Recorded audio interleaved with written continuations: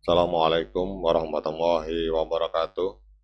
Teman-teman, selamat datang kembali di Dollar Hunter. Jadi di sini kita akan update informasi mengenai perkembangan dan peristiwa terkini yang terjadi di seputar dunia cryptocurrency, teman-teman. Namun seperti biasa, sebelum kita berbicara tentang dunia kripto, mari hari ini kita berdoa bersama-sama memohon pada Allah agar kita semua senantiasa diberikan nikmat berupa kesehatan dan juga diberikan keberkahan dalam tiap rezeki yang kita terima pada hari ini.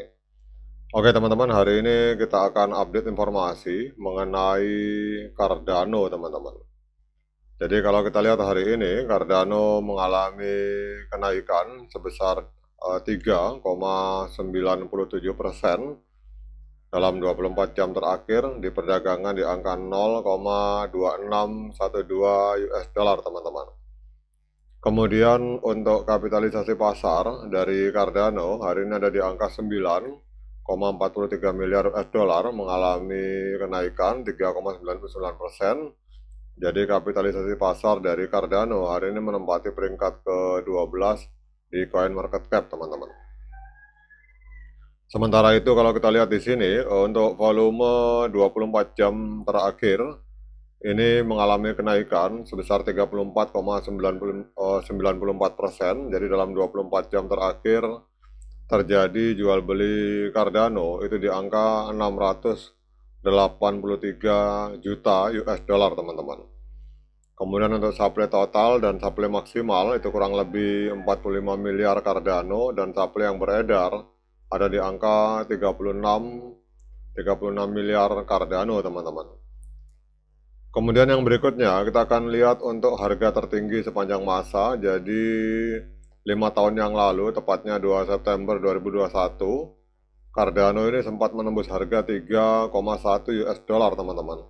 Jadi kalau kita melihat harga hari ini 0,26, ini berarti sedang diskon sekitar 91% kalau kita mengacu dari harga tertinggi sepanjang masa.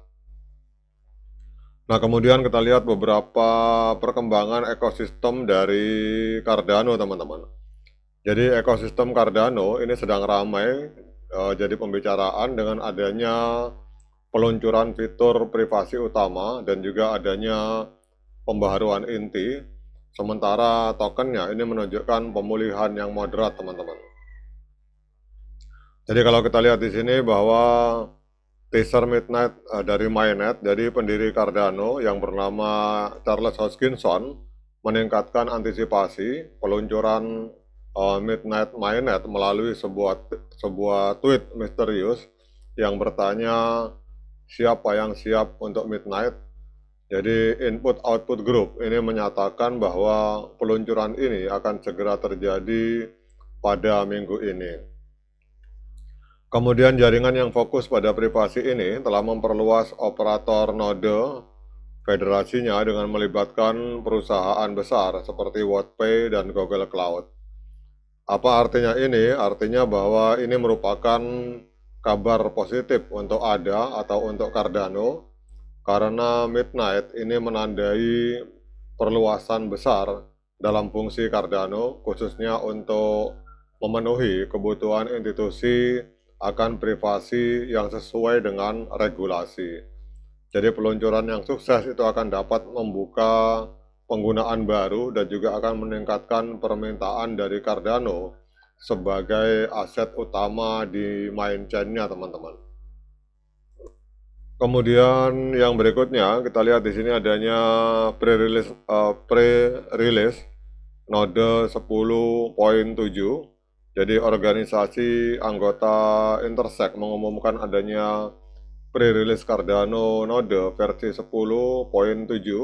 Ini adalah sebuah langkah penting menuju hard fork Van Rossum dan versi protokol 11. Jadi pembaruan ini bertujuan meningkatkan kemampuan kontrak pintar Plutus dan juga performa node tanpa mengubah proses serialisasi yang dapat mengganggu. Apa artinya ini? Ini adalah sebuah perkembangan teknis yang bersifat netral hingga bersifat positif, menunjukkan kemajuan berkelanjutan dalam roadmap dari Cardano yang dapat meningkatkan pengalaman pengembang dan efisiensi jaringan, dan ini akan mendukung pertumbuhan ekosistem Cardano dalam jangka panjang, teman-teman.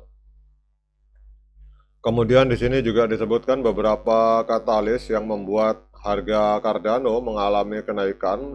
Jadi Cardano naik 3,72% menjadi 0,26 dalam 24 jam terakhir.